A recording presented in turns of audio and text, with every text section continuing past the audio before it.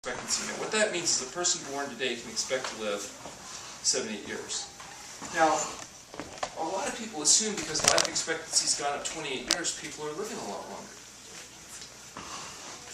That's an assumption people make, that adults are living longer today than they did in 1900. But the fact is, if you're 65 years old in 1900, you could expect to live 12 years more. And today, if you're 65 years old, you can expect to live 16 years, which is only 4 years difference. If you're 85 in 1900, you can expect to live 4 more years on average. And today, you can expect to live 6 years, which means 2 years.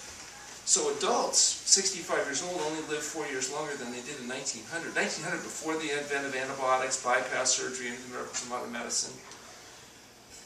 How come, if life expectancy's gone up 28 years, but adults only live a little bit longer, what's the difference? We eat worse. Infant mortality.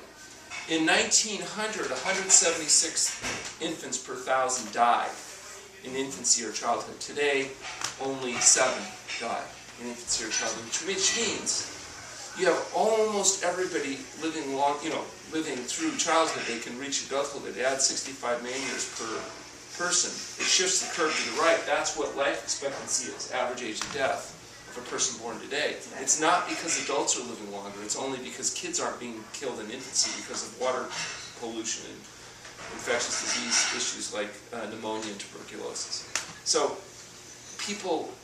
adults are not living much longer than they ever did. But children are surviving infancy. That's really what the message there is. But it's very deceptive. Why are they surviving? Because they're not dying from diarrheal disorders because the water is contaminated. We have municipal water systems now. Is that one of the hugest issues? That was like what used to kill kids. That and you also had deaths from acute infectious disease, but most of these were waterborne or sanitation-related issues. But with basic public health improvements, i.e. water that's not... In fact, in many parts of the world, that's still the leading cause of death in kids. Diarrhea, dehydration, secondary to either infectious disease or contamination diseases. What was the prenatal nutrition like? Did that make it any better? Well, that's not a dominant issue because in areas you have starvation, I guess that could be, and certainly immune suppression from poor nutrition. But I think the big issue is basically public water access, water quality access. So, what causes death today? Number one is tobacco, because you see, tobacco contributes to all these different conditions. It contributes to infectious diseases, cardiovascular disease, cancer, respiratory problems. All these different conditions highlighted here are contributed to by tobacco. So it's number one in contributing to the ultimate causes of death. Hi. Number two is elevations in blood pressure. And blood pressure elevations almost exclusively increase risk from cardiovascular disease. Number three is alcohol. Like tobacco, alcohol contributes to almost every condition. High cholesterol, again, cardiovascular disease. Being fat, cardiovascular disease, as well as respiratory illnesses and cancers. Low fruit and vegetable intake. Just not eating enough fruits and vegetables, major contributing cause of death because of its effect on cardiovascular, as well as physical inactivity, illicit drugs, and unsafe sex. So what you notice about these causes of death, what actually kills people, is that they're conditions of excess, not deficiency.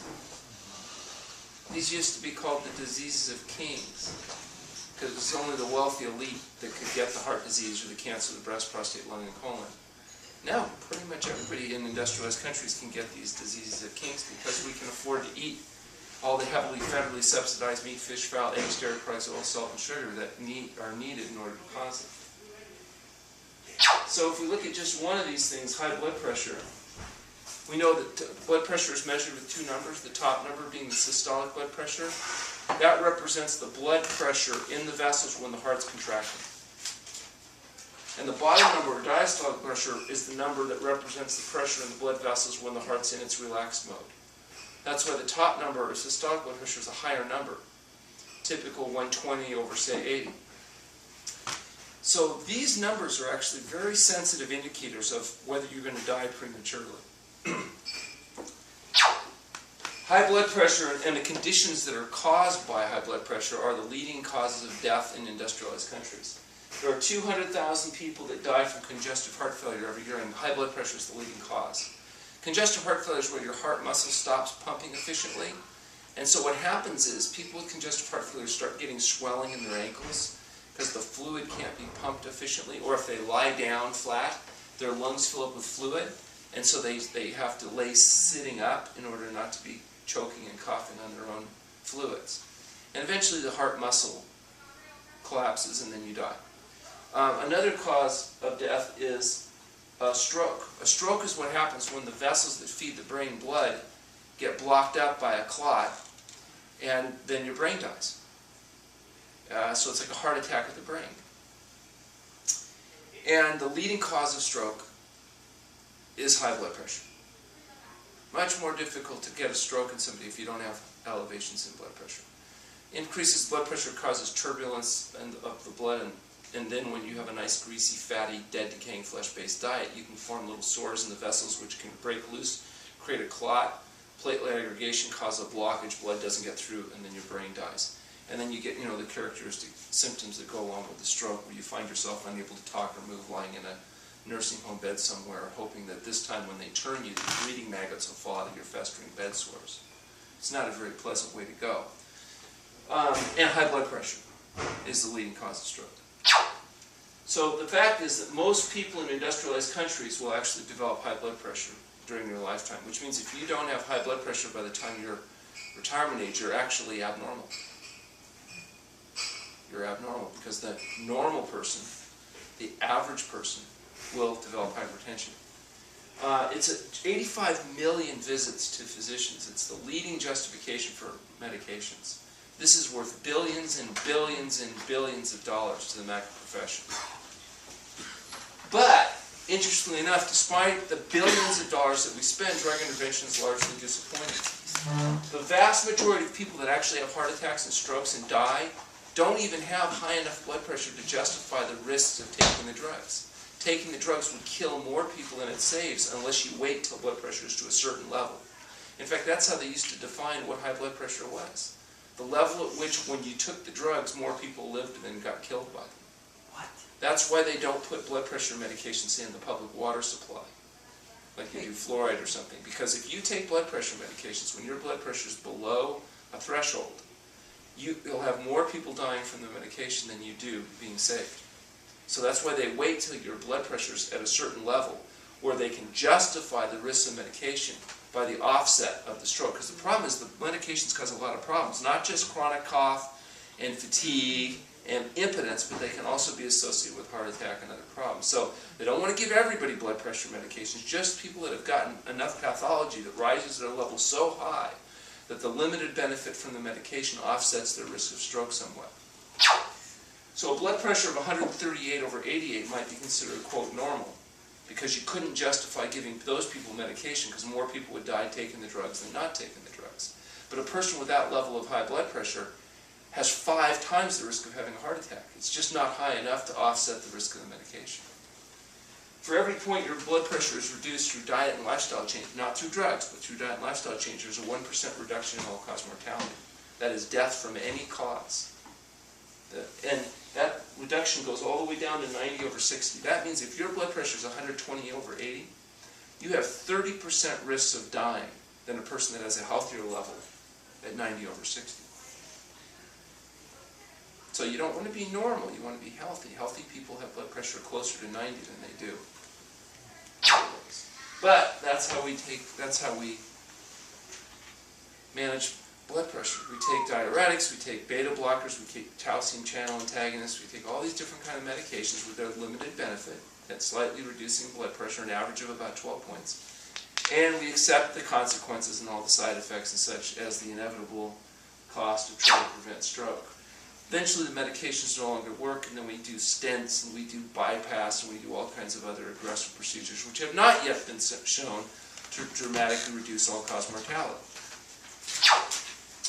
What does reduce blood pressure? Well, losing weight does. Turns out for every kilogram of weight you lose, there's a 1.6 drop in systolic blood pressure. That means if you lose a lot of fat, you can get a fairly big drop in blood pressure.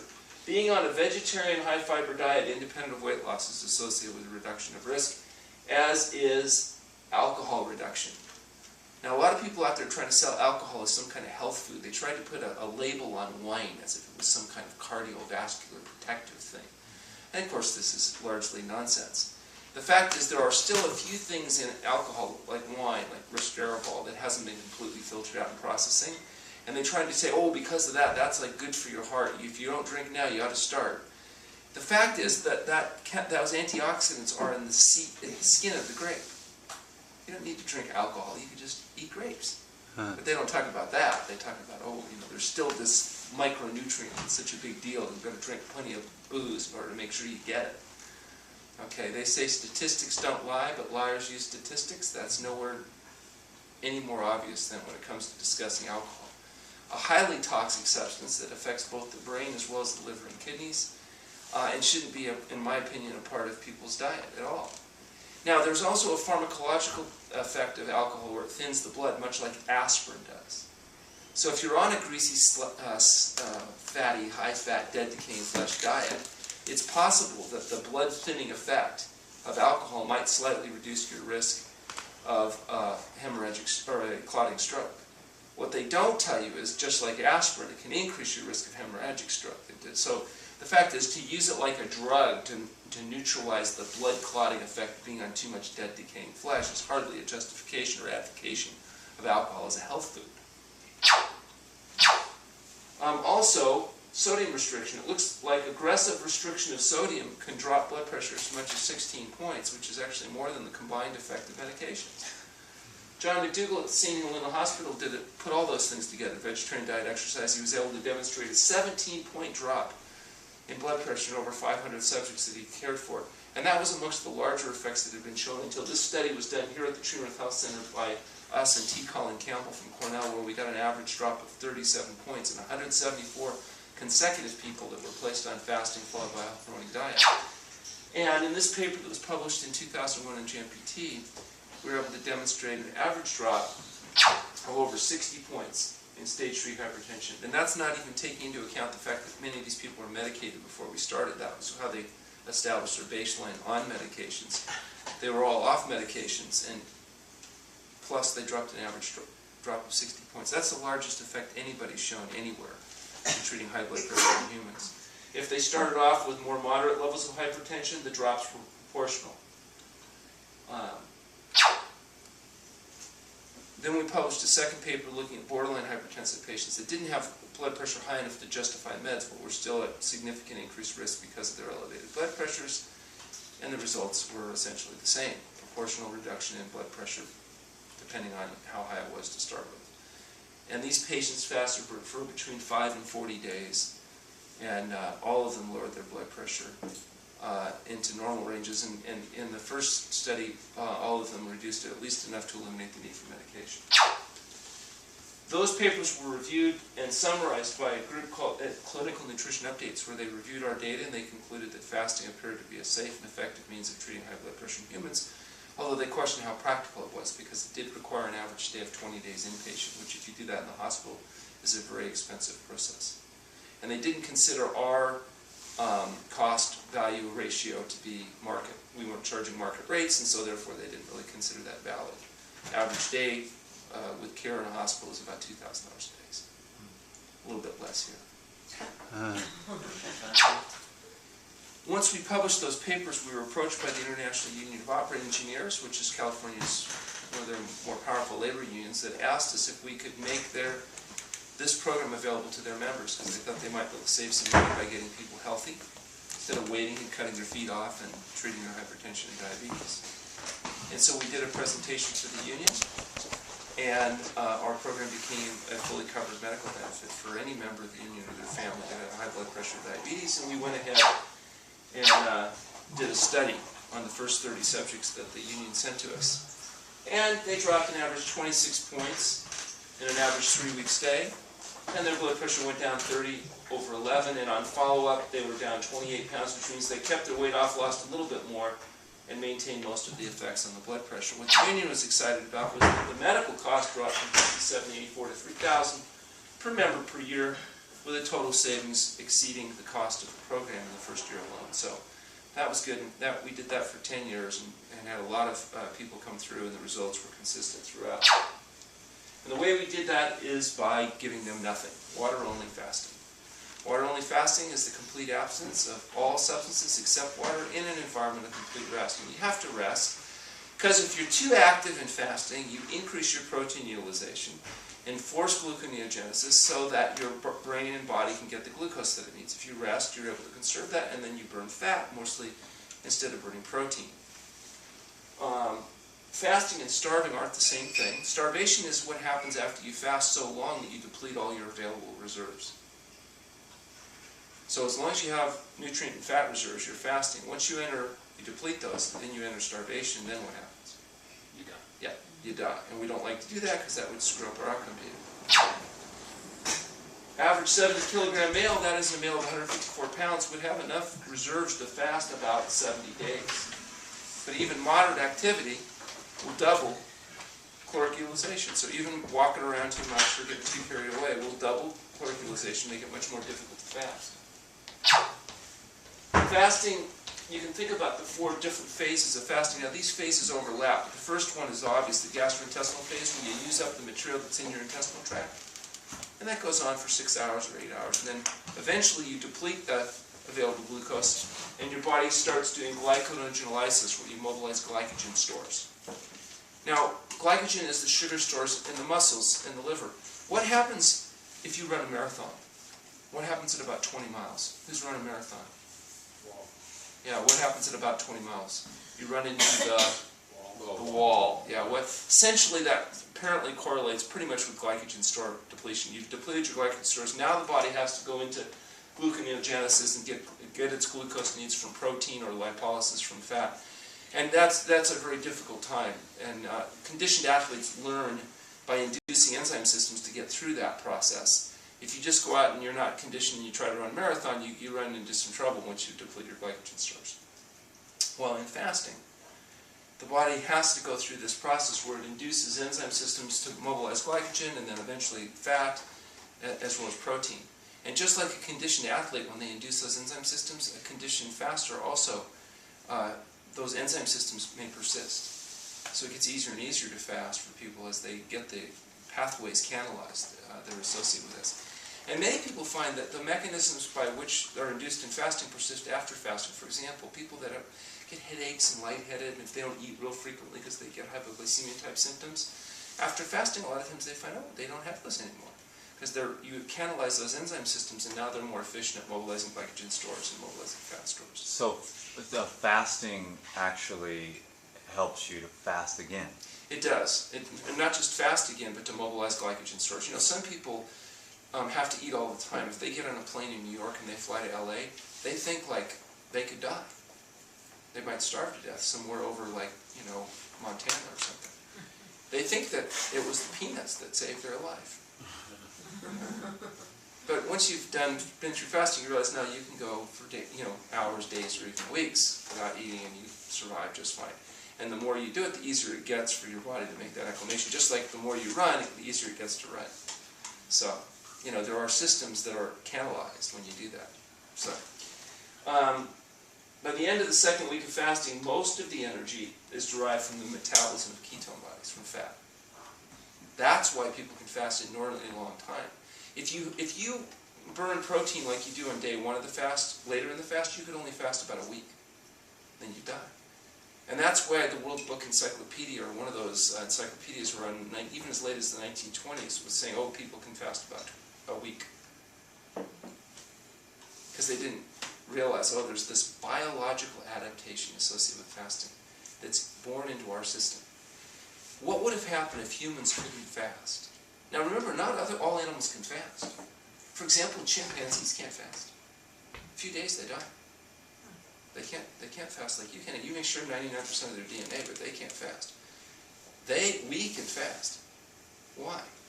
Humans have an incredibly large brain to body mass ratio, this bulbous neuronal net that burns most of your glucose. Did you know most of the sugar your body burns is by your brain? Yeah. And if your brain was fully developed at birth like a chimpanzee's, your head would be twice as big as a baby's head is now. For those of you that have had babies and know it's not that easy pushing the little buggers out, think about it if the head was twice as big. You would blow up. Okay? So we had to be born with a small head that could grow after birth. And so our brain develops after birth. I mean, you can imagine how difficult it would be if we didn't. Little chimpanzees can grab onto their mommy and they can scurry around and secure food. Human infants can't. My God, you take a human infant, put it down, mommy doesn't take care of it, it dies. It's just a pooping, peeing, eating blob. Because its brain's not developed. It takes a long time before human infants are able to care for themselves. And it's because we have this massive brain and the massive glucose use. So what would have happened to humans is if we didn't have the ability to burn our fat stores with fasting, the first time spring came late, we were all dead. But our species survived because we could go for prolonged periods of time. Because believe me, in a natural setting, there are times where there's nothing to eat. That's why most of our human history, there's only been 50,000 humanoids on the planet. Sometimes as low as 10,000 or less, to the point where we almost went extinct. So, because getting enough to eat's a big, big problem in a natural setting for humans. Biochemistry of fasting, everything's about conserving your resources. Because you evolved in an environment of scarcity. So it's all about drawing upon your fat, sparing the vital proteins, and conserving nutrient resources. So when you fast, your body goes through this whole stereotypical cascade of energy conservation. Why do you think when you stand up fasting, it's so easy to get dizzy? Because your body's trying to shut down peripheral circulation, conserve heat, conserve itself. When you fast, you want to rest. If you force activity, you'll feel better, but you won't fast better. So do you want to feel good or do you want to get good? You get well better resting than you do being too active. So indications for fasting are interesting. Probably the most obvious is the loss of appetite that characterizes acute disease. People lose their desire to eat. They don't want to eat. Same with animals. Animals naturally do it. So what do? Force feed people. Gotta eat to keep up your strength. Gotta eat. Acute illness and chronic illness both have applications in fasting. Sometimes in an acute illness, a cold, bronchitis, you skip a meal or 2 or 3 or 5 or 10 until the body heals itself. It'll actually heal itself faster than it would if you're shoving stuff in. In chronic illnesses like high blood pressure, diabetes, arthritis, autoimmune diseases, these conditions oftentimes don't respond well, or certainly not quickly, to dietary manipulation alone. But when you fast them, the self-healing mechanisms of the body are dramatically sped up. So things that can take weeks or months feeding might take place in days or weeks of fasting. We use it to speed healing. A lot of people think if you fast that your body's immune system will be suppressed, but every objective measure of immune system function, like helper killer T-cell activity, neutrophil phagocytosis, how active your white blood cells, seem to be enhanced during fasting, not suppressed. So stuff that doesn't heal up very quickly feeding oftentimes will heal up fasting. Changing behavior. Sometimes people want to quit smoking or drinking or eating bad foods or getting caught in the dietary pleasure trap or whatever. Fasting makes behavioral changes more efficient. It's kind of like rebooting the hard drive in a computer. You know how you shut the machine down and turn on, a lot of debris gets cleared out? Well, it works much the same way in people. And sometimes people need a short fast, sometimes they need several short fasts, sometimes they need a long fast, sometimes they need several long fasts, but ultimately this mechanism of shutting the system down and turning it back on, so to speak, seems to be very helpful at clearing out a lot of these things that maybe we don't fully understand yet. But we know clinically we're seeing consistent, predictable results in a wide variety of conditions. Now I'm happy to say that we are now in the process of objectifying that and doing clinical research, and we've got grants. We formed a non-profit foundation called the True North Health Foundation. We've already got our first corporate sponsorship. We've got a grant. We've got some donations that have come through.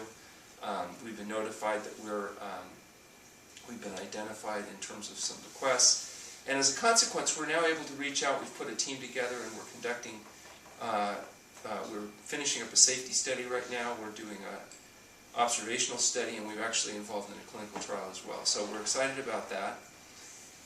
We're implementing this month a new electronic medical record system, which is quite sophisticated, and we've got it customized to meet our needs, and that's going to allow us to be massively more efficient going forward in terms of our clinical documentation. We're also going to be getting a data dump this month from all of our patients' labs data over the last many years. And we're getting all that in, and it's going to be fed into this new software, and we'll be able to analyze that going back for the last 5 years. So that's also going to produce a number of papers and a lot of interest. We have a collection of, I think, 2,500 patients, the last consecutive 2,500 patients that have been through this program. And we have all their lab data and everything, and that's all being compiled and analyzed, and we'll be able to get some really nice data out of that. And hopefully get that published in a major journal. Psychospiritual. It turns out that fasting has been used in virtually every major religion. There's a tradition of fasting. Everybody, from the Jews and the Christians, the Catholics, the Hindus, the Muslims, the Buddhists, the Jain, Adventists, everybody's got their own traditions as it relates to fasting. And there's probably a reason for that, because fasting can have a profound effect on how people think and what they feel and how they behave. And although that's not the principal thing that we kind of advocate for fasting, it's certainly something that comes up for a lot of people. Patient selection is obviously important. Not everybody's a good candidate for fasting, but the history, exam, and laboratory help us determine who is a good candidate. We've managed to do this now, it turns out, with over 10,000 subjects. I just got the new demographic data. We've been saying 8,000, but it turns out we're at 10,000 now. And we've done that without fasting-related morbidity. And so obviously we have a protocol that works because, you know, even though most people in the public would think if you fast people for long periods of time, they'd be dying right and left. In fact, we ran into a big problem. It took over 2 years to get a Human Subjects Committee to approve a clinical trial that we're advocating because they thought the mortality would be unacceptably high. Because they just assumed, well, if people didn't eat for a week or a month, you know, then they wouldn't survive it. But so far, we've been very fortunate that all of our people that walked in and underwent fasting were able to. Was that 10,000 safe fasts? Well, we'll be publishing a study on 10,000 consecutive fasts, and it is an evaluation of adverse events. So we'll be looking at all the things that happen, untoward events that happen. Fortunately, there's no mortality, no category 5s. There are a number of events, like some people have gone on a fast and experienced side effects, like they've had headaches, or nausea, or low back pain, or their mouth may have coated up and tasted bad. They may have had joint pains, or swelling, or rashes, or discharges, or all the things that are normal consequences of the body healing itself. These are considered minor symptoms of fasting. What they're really interested in these studies is there any lasting effects, is there any residual effect, or is there any untoward outcomes, or is there any mortality, you know, is there anything that would require treatment, hospitalization, etc. So we've analyzed that all very, very carefully, and we'll be publishing the results of that. And fortunately, at least in the last 5 years, and certainly for us the last 30 years, there's been a minimal amount of secondary effects and a massive amount of positive effects, so the risk-reward ratios of fasting appear to be very good. Using this protocol, which is supervised where patients are seen twice a day, they're in a controlled setting, they're properly screened, they're appropriately monitored. I mean, we bust your chops about a lot of stuff, but we do it because that's what we know it takes in order to make sure it's safe. So let's talk about what happens to people during fasting and see if any of you that are fasting have experienced this. Did anybody experience a foul taste in the mouth at any time during their fast? What about increased body odors or fatigue, where you feel like really weak and fatigued? And sleep disturbance, anybody knows that you might have a little trouble sleeping? And restlessness and irritability. Sometimes there's a euphoria that comes up. Also dizziness, anybody get dizzy? You know, if you get up too quickly, or aches and pains where stuff bothers you, maybe even that didn't bother you when you started fasting, stuff will start, like low back pain, and nausea and vomiting. Yeah, anybody with nausea? No nausea? Oh, usually we get more nausea, vomiting. Rashes and discharges, oh yeah, you can get all kinds of interesting rashes. And healing crisis, where a chronic thing becomes acute and you think you're going to die, and it's like really awful. So these are adverse events in the sense that, you know, things that happen in fasting as a consequence of fasting. Now we know these things are all very common, associated with the body trying to heal itself. But I had a patient in here one time who was an older lady, and she was in her 70s, and she had been referred by a physician in Clear Lake, and she had arthritis, diabetes, hypertension, and she said that she was in a lot of pain on a lot of drugs, but her doctor had referred her to us because he said we could help her with her arthritis. And I said, yeah, we might be able to do that. And she said, my doctor, I've known him for 20 years, and he said, you kid her. He said you were going to put me in a room and not feed me for 2 weeks. I told her it would be at least 3. And she said, 3 weeks with nothing at all to eat? What would happen to me if I did that? And I said, well, you'd get a foul taste in your mouth and you would smell so bad and you'd have fatigue and sleeplessness and irritability and dizziness, aches and pains, nausea, vomiting, and healing crisis where you thought you were dying. And then she interrupted me and she said, oh my, you're quite the salesman, aren't you? Where do I sign up? So she goes through this fast, 26 days. We get her off her meds. And she does, obviously I'm telling you the story, she did very well. She goes back to see Scott Anderson, the physician that referred her in Clear Lake, and he calls me up. She walks in the office and he looks at her and goes, oh my God. And he calls me up and he says, this is amazing. This is remarkable. But she says that you didn't feed her for 26 days. How the hell did you get her to fast for 26 days? So I thought I'd give him a hard time. I said, well, Scott, you know, she was so reluctant. Finally, we just had to tie her up with duct tape. And he says, you did not. And then he turned to her and he said, did they tie you up with duct tape? And she said, not till after the second week. He quit his job. He joined our staff until he retired medically because he said he wanted to spend the last years of his life doing something worthwhile with it. Fasting duration ranges from a few days to a few weeks, depending on what's going on. And a lot of times we use fasting diagnostically as well as therapeutically. The problem is we can't determine, like, oh, you only have 6 days, well then we just better get it done in 6 days. It takes however long it takes. And in some conditions, like if you got arthritis, we want the pain to go away. If you have high blood pressure, you fast until your blood pressure is low enough, at least enough that you don't have to go back on medication.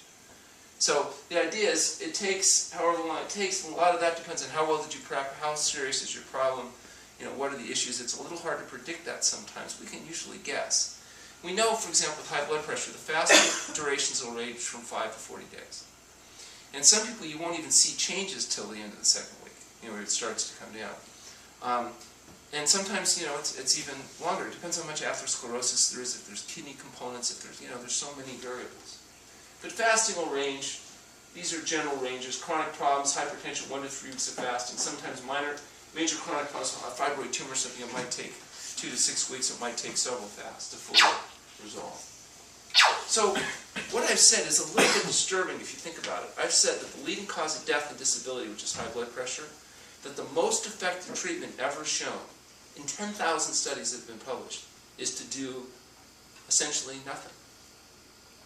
Water-only fasting. There's nothing that's been shown more effective at reducing high blood pressure in humans than to do water fasting. So, and I'm also saying it's not just high blood pressure. What about diabetes type 2?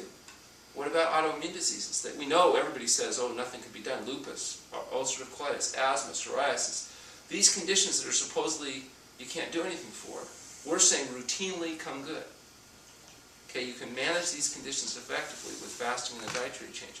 How is it possible that doing nothing and then eating some vegetable diet or a plant-based SOS-free diet, as we describe it, could be so effective in treating this wide variety of conditions? In fact, the conditions that kill about 80% of the people who die prematurely, which is essentially cardiovascular disease, diabetes, and autoimmune disorders. How can it be that fasting does that?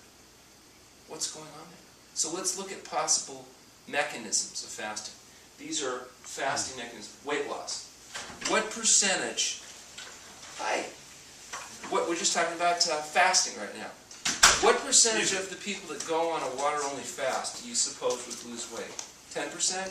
50%? 100%. Everybody's going to respond. Now, doesn't that sound like a bit of quackery? The 100% effective, you know. Well, it turns out, because of physics and the laws of thermodynamics, everybody that fasts loses weight in a relatively predictable way. Average weight loss in fasting is about 1 pound a day. Now, I did have a woman one time who said that she was a violation of the laws of physics and thermodynamics, and she couldn't lose weight on any diet. She'd been on every diet. She always gained weight, couldn't help. And she went on a fast, and what happened? The very first day, she went up a pound. She gained a pound. She held on to some fluid that day, and she was so excited. She felt vindicated because she said, see, Dr. Goldhammer, even on a water-only fast, I gain weight. She lost a pound a day on average, just like everybody else overall. Okay? Everybody that fasts loses weight. Obviously, if you're not eating, you're going to lose weight. What about natriuresis, the selective elimination from sodium from the body? where the body selectively mobilizes and gets rid of that excess salt, and along with it the excess blood volume, and along with it the blood pressure and the congestion and the things that are preventing healing from taking place. Again, 100% of the people so far go on a fast, they get a natriuretic effect. It's very specific to water-only fasting. For example, you can get rid of some excess salt on a juice fast, but it's the difference is very profound. Even 10 mils of juice will slow down the rate with which the body does this. It's a very specific biological adaptation to fasting. Detoxification. Now, are there really toxins? Are there toxins in people's bodies? Yeah, it turns out there's two kinds. There's exogenous and endogenous toxins. Exogenous toxins are what you normally think about. You know, like PCB and dioxin and pesticides and heavy metals and mercury and, you know, these kind of things. Things that, if you think about it, shouldn't even be in our environment. We put them there. So we put them there in a way that the biological concentration gets so high that eventually they can get into us. Now, how does 90 to 95% of the toxins that are in the average human being get there? There's one behavior. You eat it. That's right. And what do you eat that is responsible for the vast majority of biological exogenous toxins? Animal products. Animal products, because of biological concentration. Animals get exposed to the same environmental toxins we do, but they biologically accumulate in their tissue month after month after year after year. When you kill an animal and eat it, you get its entire lifetime exposure of toxic accumulation, all in a big mouthful. And so what happens is, if you did a biopsy of humans and you figure out how did these particular exogenous poisons get there, most of them got there in the average person through the consumption of eating meat, fish, fowl, eggs, dairy products. Okay. Now, there's another kind of toxin. Is it even more in the liver of the animal? Yeah, the liver's the best. Oh my gosh, because it's the detoxifying organ of the body. So if you really wanted to get a big dose of it, eat the liver. Probably ground chopped liver, that'd be the best. Now, the other type of toxin is an endogenous toxin. Things like cholesterol, uric acid, lipofuscin, creoid, intracellular pigments. These are things that actually technically aren't toxins in the sense that they're normal substances, but if they accumulate too much in the wrong place, they can be associated with problems. For example, cholesterol is not a toxin, but you get too much cholesterol built up inside your blood vessels forming little sores, they can break loose and create clots and have problems and kill you. So uric acid is a normal metabolic product of protein catabolism, but you know, get too much, you start getting symptoms like gout, and it gets in your joints, and it's a problem. These intracellular pigments are a part of the aging process, and they build up inside the cells, and they're not toxic per se, but they mechanically begin to interfere with cellular function, and they're thought to be part of why we age. And so if you build up too much of them or too quickly, your cells die, and then you die, and you know, it's a problem. Well, fasting is perhaps the most powerful way of allowing the body to mobilize and eliminate these accumulated toxins, both endogenous and exogenous. And in fact, there are some people that say the body's so good at doing this in fasting that it might be dangerous.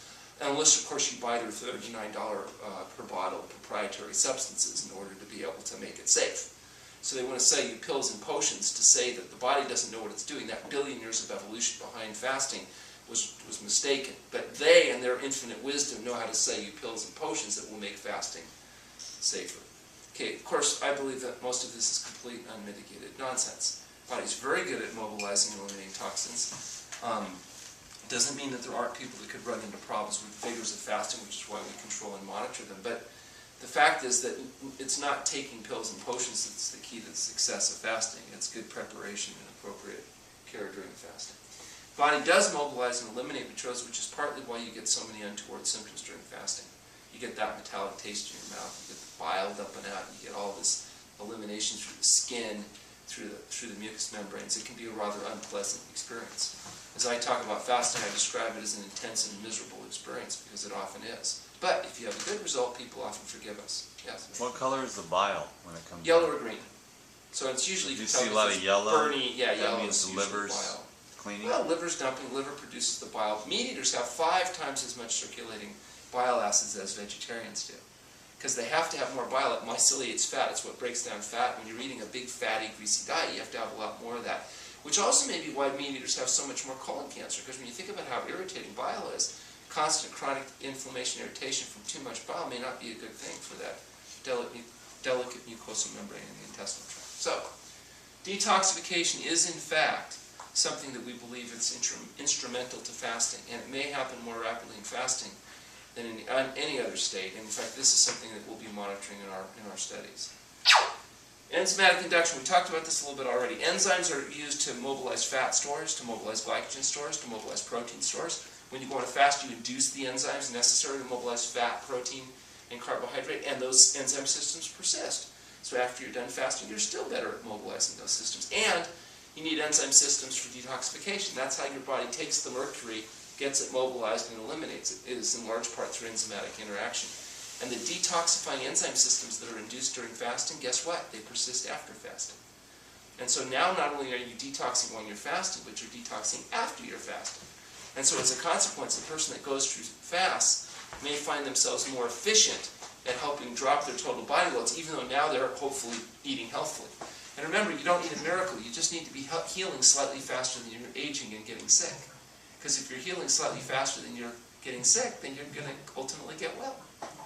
If you're getting sick faster than you're healing, then you deteriorate and you die. So it's all a question of balance, not miracles. Insulin is a hormone. What does insulin do? It drives sugar from the bloodstream to the cells. Sugar is your main fuel. But in order for the fuel to get from your sugar to inside the cells where your body can oxidize it, it needs to have a carrier agent. That carrier agent is insulin. What do you suppose would happen if you didn't have enough insulin, or the insulin didn't do its job? What would happen to your blood sugar levels? They would go up high, and we would call that diabetes mellitus. That's what diabetes is high blood sugars, because insulin's not doing their job. Did you know that diabetics are not deficient in insulin? Type 2 diabetics have actually more insulin, not less insulin. If diabetics have more insulin, why aren't they driving the sugar into their cells? Because there's resistance to the insulin working. There's something keeping the insulin from working. It's called insulin resistance. What causes insulin resistance? Being fat. Yeah, eating a fatty diet. It's not even being fat, it's the diet you eat that causes you to be fat. That keeps the insulin from being able to enter the receptor site? It's a part of the factor, but it's not all the factor, and here's how you know. If you take a fat person and then you put them on a fast, they're still fat, right? Because they didn't lose all their fat. Yet the diabetes and the insulin resistance often goes down dramatically. So even though they're still carrying a lot of fat on their body, what causes the insulin resistance is the diet that allows the fat to accumulate. When you stop that diet, insulin resistance begins to reduce long before all the extra blubber's gone away. So it's not as simple as just saying I'm overweight, therefore I have insulin resistance. It's how did I get overweight? Is it in the blood then? The fat the in the blood at the time? resistance is in the cells of the liver and muscles. Okay, it's actually intracellular resistance. And those receptor sites, there may be inhibition. Now I'll defer you to Dr. Clapper's talk, which was just coming up, because he goes through all this stuff in great detail. All I'm going to tell you today is that insulin resistance is not treated with drugs. They give insulin not to treat insulin resistance, it's just to force more glucose through it. Ultimately you get more and more resistance. Glucophage, these medications do not resolve insulin resistance. The only thing I've actually heard about that seems to resolve insulin resistance besides a health-promoting diet and exercise is fasting. And in fasting, insulin resistance is reduced, and the majority of our diabetic patients are able to eventually achieve normal blood sugar levels without the use of medication, oral or insulin. That's 1 and 2? Of type 2. Oh, yeah. Type 1 is a different disease. In type 1 diabetes, you've actually destroyed the islet cells to make insulin. Type 2 diabetics are still making insulin, it's just not working right. In type 1, what causes type 1 diabetes? What's the leading cause of type 1 diabetes? Remember, in type 1 diabetes, the immune system destroys your islet cells that produce insulin in the pancreas, and that's caused in large part by getting exposed to milk. Bovine milk in humans is thought to be one of the big triggers that causes an autoimmune response where the body's immune system then destroys the child's islet cells. It's a very rare condition in cultures that don't feed cow's milk to children. It's much more common in cultures that use cow's milk routinely. And so even the American Pediatric Association, I believe, now warns people about not feeding whole cow's milk to infants because they prefer not to have the type 1 diabetes. There's a lot of problems from that. You have a tunnel through your body, and this is a very misunderstood tunnel. That tunnel starts in your mouth, and then into the esophagus, and then it goes into this big sac here of the stomach, and then it goes through the 3 parts of the small intestine, the duodenum, the ileum, the jejunum, and then it goes through the 3 parts of the large bowel, the ascending, transverse, descending colon, and then it gets down in here into the holding sac, the rectum, and then there's a hole at the other end called the anus. So you're shoving stuff in one end and you're pushing it out the other end. But all the while stuff is in your digestive system, it is not in your body. You swallowed it, it disappeared, you thought it was in your body, but it's not. It's traveling through your body, through a tunnel in your body. Okay? It doesn't get in the body until it gets absorbed through a very fine mucosal mesh of the intestinal mucosa. This is represented here by a screen. And the screen works much like a screen does with bugs. It keeps the bugs out as long as the holes are small enough, smaller than the bug. When your intestinal tract, these holes are so small that molecules can't even get through there. It has to be like an amino acid, not a protein, or glucose, not a big sugar molecule. It filters all that out. And it works great because that means just the stuff that's supposed to get in your body gets absorbed and everything else gets pooped out. But what would happen if the screen got inflamed and broken? Could the bugs get through? Yeah. And in your intestinal tract, what if you had an inflamed intestinal mucosa? Could stuff leak through? Yeah, we would call that gut leakage. And then not only could the little things get through, but bigger things like protein molecules might get through, or bacteria, or viruses. Well, ooh, that would be a problem, wouldn't it? But you have an immune system. And the immune system would recognize, ooh, that's a foreign protein, and it would surround it with antibodies, it would eat it up with neutrophil phagocytes, and it would kill it with helper killer T cells and flush it out so you'd be fine. But what would happen if you kept putting these things in there, and in genetically vulnerable people, the immune system got a little bit confused or exhausted or depleted, and now instead of just fighting off the bad guys, it started to react to your own tissues as if it was foreign protein. Well, that's exactly what happens in human beings. When you have gut leakage over enough period of time, and genetic vulnerability to certain conditions, if it reacts to your gut, we call it ulcerative colitis or Crohn's disease. If it reacts to your skin, we might call it vasculitis or dermatitis or psoriasis or eczema. If it's your lungs, we might call it asthma. If it's your kidneys, it might be associated with systemic lupus erythematosus. All these itis conditions have one thing in common. They're all aggravated by gut leakage. Doesn't mean that's the cause of it. There may be other issues, but the exposure to inappropriate proteins screws up the immune system, and the immune system is now reacting to your tissues. The medical approach is to give you drugs to stop your immune system from working, like prednisone, which shuts down your immune system, or methotrexate, or other things. And they work for a while. They're like a miracle. They're like a dream, because you're out of pain. And then they become like a nightmare, because they destroy your body and kill you. So long-term use of these medications have devastating effects. And the only real answer is to figure out how to stop the gut leakage. What could cause the intestinal mucosa of human beings to become inflamed and cause gut leakage? What might be something that would do that? How about free radicals? Highly reactive oxygen molecules that can cause damage. For example, have you ever seen a person that has this really prune-like wrinkled face and looked at them and thought, ooh, I bet they're a smoker? They look like smokers look, because they get all that wrinkling. That wrinkling is caused by free radicals from cigarette smoking. It goes in there and it causes cross-linkaging of the collagen tissues. That's what is causing the wrinkling. Do you think that smokers are only cross-linking their face? Or do you think the inside of their blood vessels, the animal lining, is also being damaged, and all their cells? Yeah, it's all their cells. That's why smokers, they say 80% of smokers never get lung cancer, because they die from heart disease before they live long enough to grow the tumors. Okay? Because it causes so many problems, leading contributing cause of death, isn't it, as far as isolated behavior. So, smoking would be a great way to get free radicals so that you could get autoimmune disease and stuff. What would be another good source of free radicals? Meat?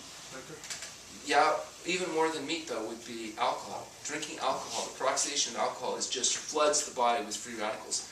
Next would become meat, particularly meat cooked at high temperatures like fried meats or deep fried, or heated oils is another good source of free radicals. Fried foods particularly. Oils, heated oils, like French fries and potato chips, where you take a little bit of starch and soak up the grease in a deep fryer at high temperature, and then you eat that. Well, that's a great way of getting free radicals. So if you really wanted to have a lot of free radicals, you'd smoke, you drink alcohol, you eat a lot of fried foods and heated meats and charred meats and smoked meats and stuff like that. And that's exactly what people are doing. And of course, that's why we see epidemics of these conditions. Now, what if you wanted to heal the gut? What drug could you take that gets rid of gut leakage? Well, what if you stopped doing the things that cause it by no smoking, drinking? In fact, what if you stopped all digestion? You just went to fasting. Turns out that's the fastest way to get gut leakage to heal. And then instead of going back to the things that caused it, we went to a fruit and vegetable-based diet that was free of sugar, oil, and salt. Now we're talking, and that's why we can get results in these conditions that everybody else thinks are helpless and hopeless, because all they've ever been willing to do is change the color of their meat from red to white. Sympathetic tone. The autonomic nervous system controls everything in your body that you don't think about. They call it autonomic or automatic. And it has two branches, the sympathetic and the parasympathetic. For example, if you get up and you start running, your heart has to be much faster in order to get enough blood flow through to carry on function. Do you have to tell your heart to do that, or does it do it automatically? Automatically. Yeah, you don't have to sit there and think, okay, start beating. Come on now. No, it just does it automatically. It's regulated by this part of the nervous system. If your autonomic nervous system is out of balance, if the sympathetic nervous system is too high, you may get symptoms. For example, you might have constipation if your sympathetic tone is set too high. Or if your parasympathetic tone is set too high, you might have diarrhea. Or you might have pain syndromes. Or you might get headaches. Or you might... In fact, we've got so many problems from this autonomic control system being out of whack that we've come up with hundreds of healing systems based on one thing in common. Normalizing that nervous system. For example, massage, body work, chiropractic manipulation, osteopathic manipulation, acupuncture, homeopathy, herbal therapies, biofeedback, meditation, much of psychotherapy. These things work by helping balance out the nervous system, the autonomic nervous system. That's largely how they get their beneficial effect, where they get the pain relief, where they get the improved function. These different systems may work at different levels of efficacy. Some work better than others, but the point is that's the mechanism by which almost all these natural healing therapies have their impact.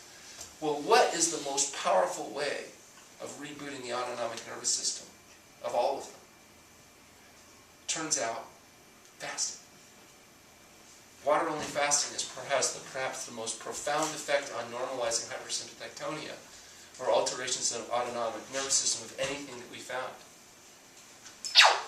Psychospiritual, we've talked about already that I don't exactly know how to quantify this, but a lot of times people have used fasting traditionally in the past to get in touch with their own inner thoughts and meaning and all that. And I'm not an expert in that, but it certainly is a common issue that comes up for people when they use fasting.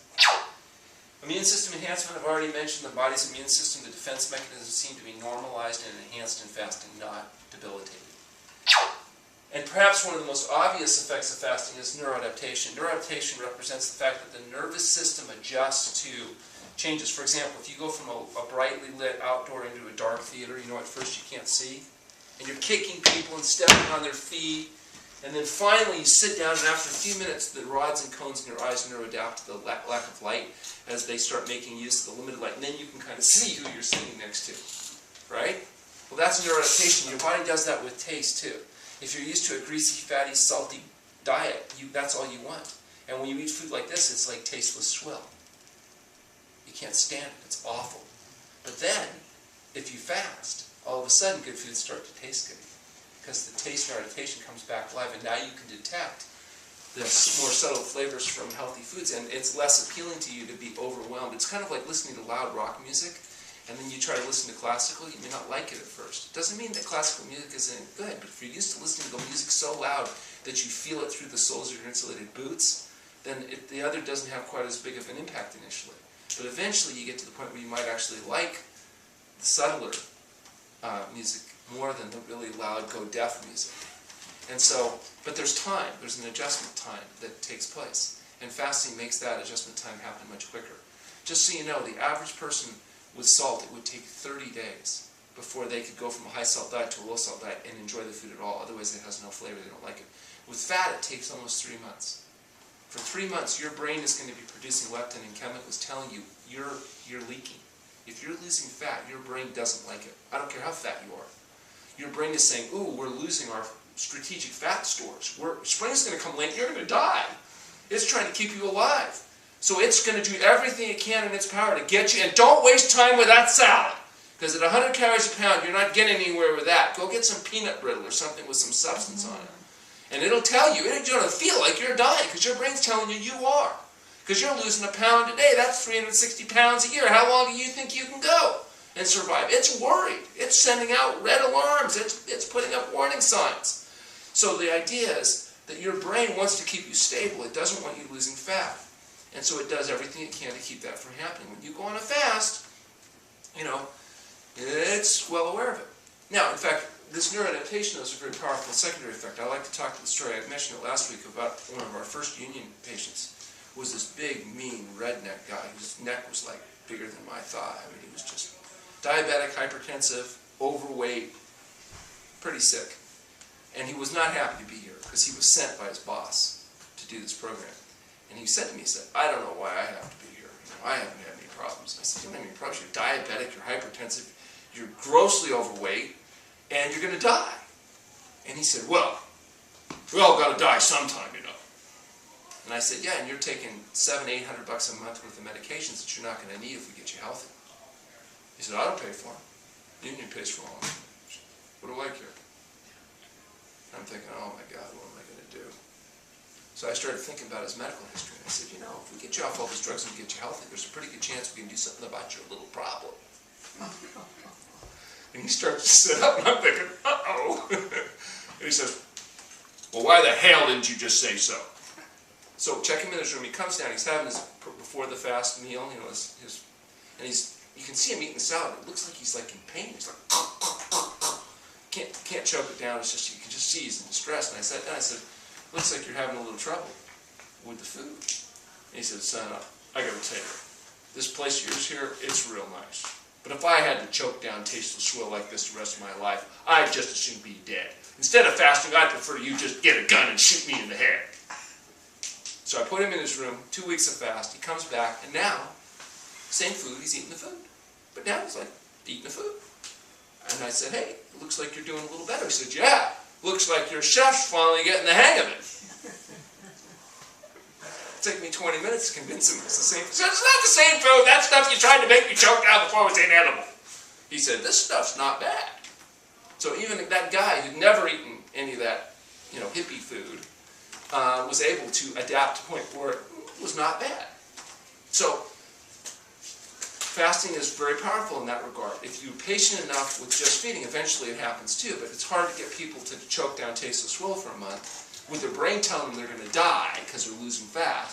And that's why it's easier to lose fat in a controlled setting than it is out there in the real world. So, people are fat, sick, and miserable because they're caught in the dietary pleasure trap, which coincidentally is the title of our book, The Pleasure Trap. If you haven't read it, you should.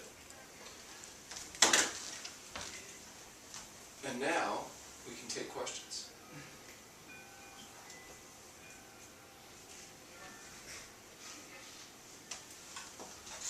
Okay, I have one for you. Okay.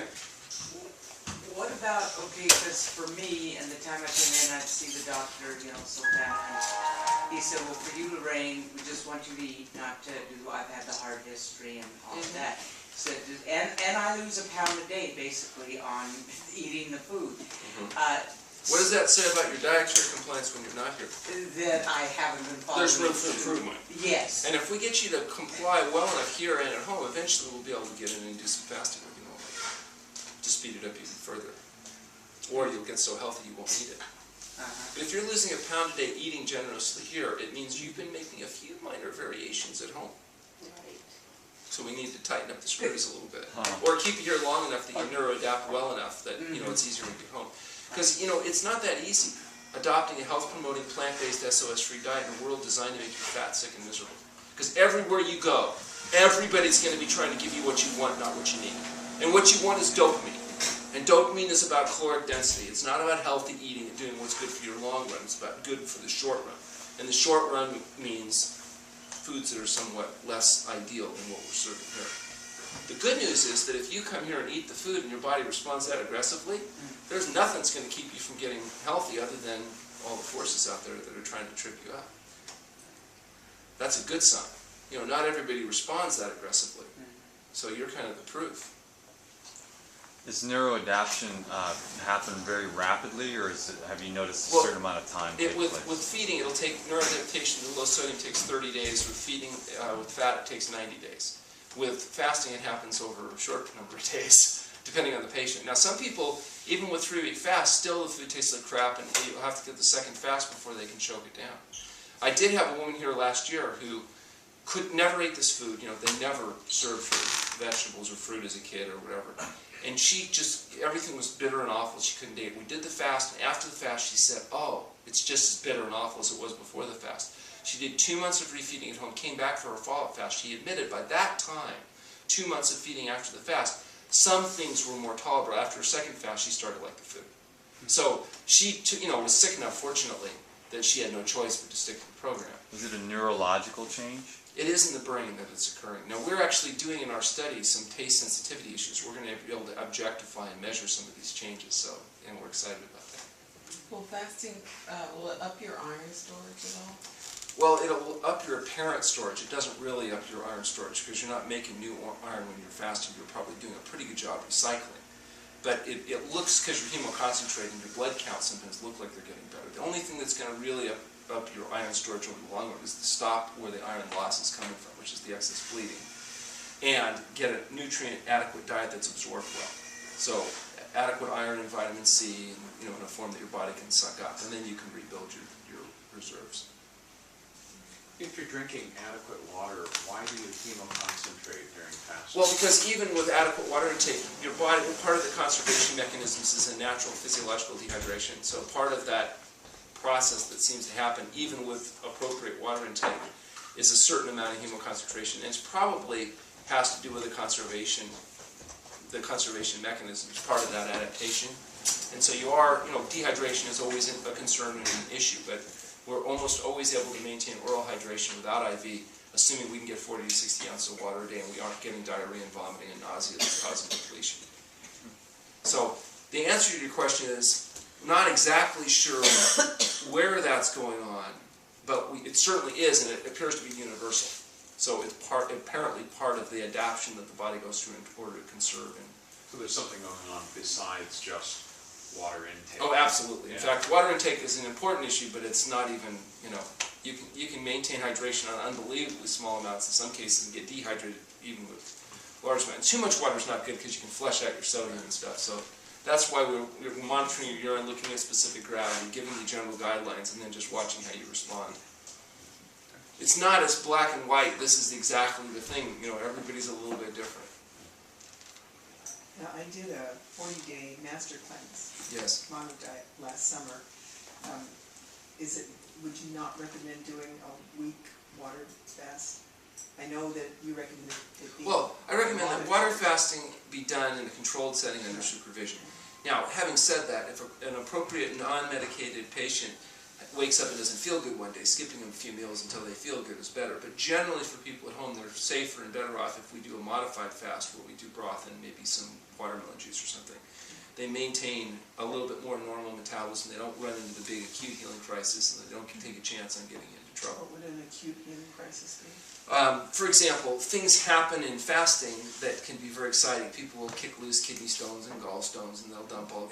Lots of stuff can come up, and it's better if that stuff comes up in a situation where the people that are caring for you are not going to freak out and do something stupid and hyperhydrate you on IVs and put you into congestive heart failure and make a mess of it. Or you pass out and then everybody freaks out and you end up in an emergency room and there's not the very best food in the hospital, so it's probably not the best place to go and break a fast. So, and it